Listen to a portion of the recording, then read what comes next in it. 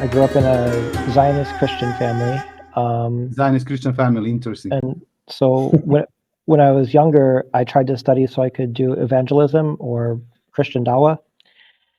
And the more I studied, the more facade and corruption I found in the Christian religion. And for a long time, I kept trying to study to find the truth. And I couldn't, and it was difficult because Christianity, the Abrahamic teachings had been mixed with the Roman religion, mixed with the Germanic religions, mixed with the Celtic religions. There was all kinds of corruption and facade, and it was impossible to distinguish what was what. And for a long time, I became non-religious, and I lived a hedonistic life, and I met a Muslim mentor years ago, accidentally. And he was always patient, and I spoke very crassly, very disrespectfully, things like that. And just talking to him, he always showed a good example. And so I became instantly more respectful, and I started respecting myself more. And because of the propaganda we have, I deeply distrusted Islam for a long time. And North Korea is not the most propaganda state in the world. The United States probably is. So, and so the friend or mentor that I met, no matter what the situation was, he would always do the right thing.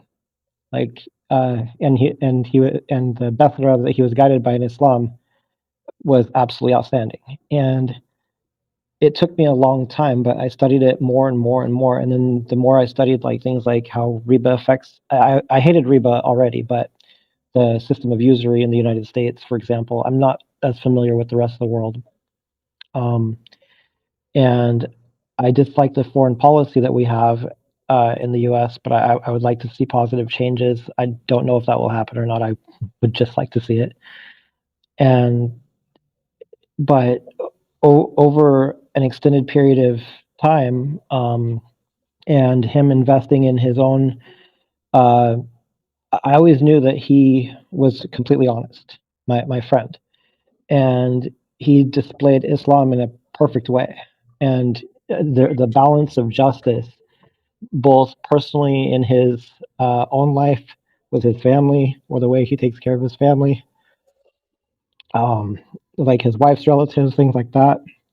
The positive example he would always say to, like, if I had a bad attitude or something like that, he would say to fulfill my obligations and challenge me in a positive way to make sure that I didn't stray from the right path, even before I was a Muslim. And so it's been a long journey, and I'm definitely grateful to have a friend like that.